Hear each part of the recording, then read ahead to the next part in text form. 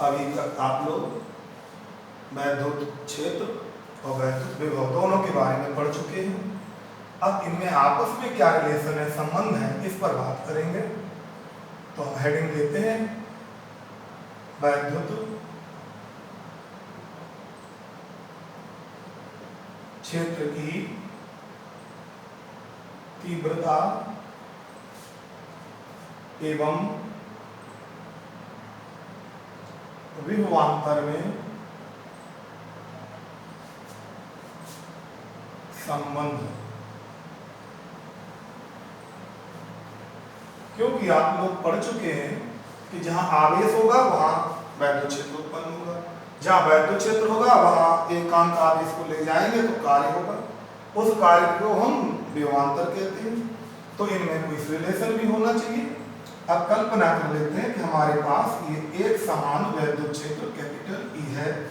इसमें हमने मान लिया कि परीक्षण आवेश बिंदु ए पर रखा हुआ है। इस बिंदु का जो विभव है वो बी ए होगा। अब इसे यहाँ से हम बी बिंदु तक स्थानांतरित करते हैं, लेके जाते हैं Q0 को, जहाँ विभव जो है वो बी है। तो इन दोनों बिंदुओं के विभव का अंतर हो जाएगा बी माइनस बी ए। अब प्रश्न है कि इन दोनों के बीच कुछ दूरी होगी, उस दूरी को हमने डी मान लिया। अब आप जानते हैं कि भाई वैद्युत क्षेत्र अगर ई है यहाँ और परीक्षण आवेश Q0 रखा है जो हमेशा धनात्मक होता है, तो फिर इस पर तो क्षेत्र की दिशा में बल लगेगा। इसका मतलब ये खिसक कर जाएगा उधर को। तो जब इस पर बल लगेगा तो आपने पढ़ा हुआ है सूत्र कि भाई E बराबर F अपॉन Q0। तो इसलिए F बराबर हो जाता है Q0 गुणा E। अब बल के अंतर्गत हमने B विस्थापन किया है यहाँ पर, तो किया गया कार्य होगा, अतः A से B तक Q0 को ले जाने में कृत कार्य कितना है, इसको हमने WAB मान लिया है। अब WAB कार्य बराबर होता है बल गुणा विस्थापन। विस्थापन कहां से कहां तक का है, A से लेकर B तक का। आप लोगों ने पढ़ा है कि WAB बराबर F बराबर है Q0E और गुणा विस्थापन हमारा यहां पर आ गया है D। अब आप W अपॉन AB बटे Q0 कर ले तो ये मिलता है हमको E गुणा D।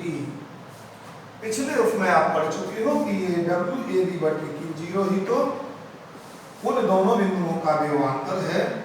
तो आप कह सकते हो कि चूंकि B माइनस BA बराबर होता है WAB बटे Q0, इसलिए ये मान यहाँ आ जाता है।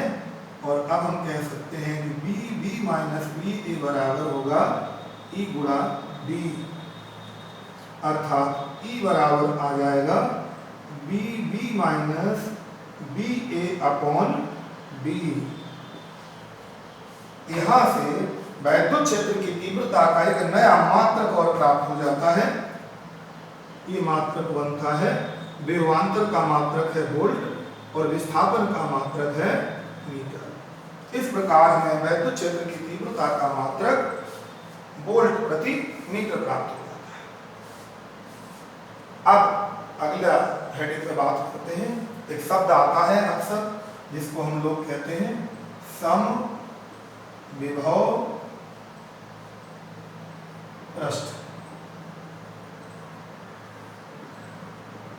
सम विभव पृष्ठ शब्द से ही अर्थ आ रहा है, सम माने बराबर, विभव यानी क्या बराबर है, विभव बराबर है। यहाँ पर किस पर बराबर है, पृष्ठ पर, यानी एक ऐसे पृष्ठ की कल्पना की गई है जिसके प्रत्येक बिंदु का विभव बराबर हो, उसे हम सम विभव पृष्ठ कहते हैं।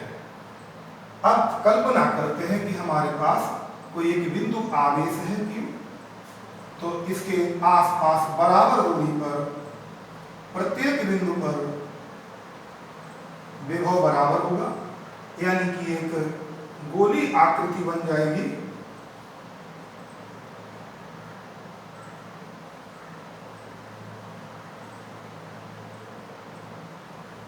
इसका ये सपोज केंद्र है, यहाँ पे रखा हुआ है आवेश को बिंदु पर, ये यहाँ से यहाँ तक की दूरी है जिसे हम त्रिज्या के रूप में देख सकते हैं।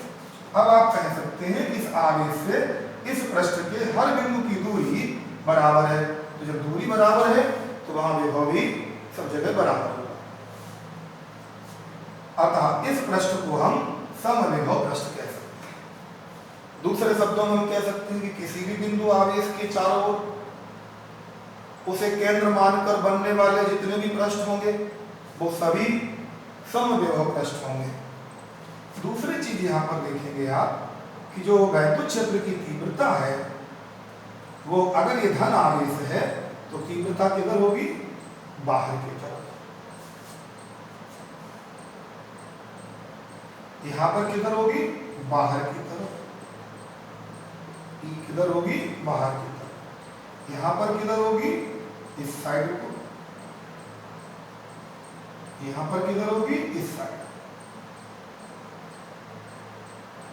अब हम ये कह सकते हैं कि समविभव पृष्ठ के किसी भी बिंदु पर वैद्युत क्षेत्र की तीव्रता सदैव लंबवत होती है, यानी कि 90 अंश का कोण बनाती है।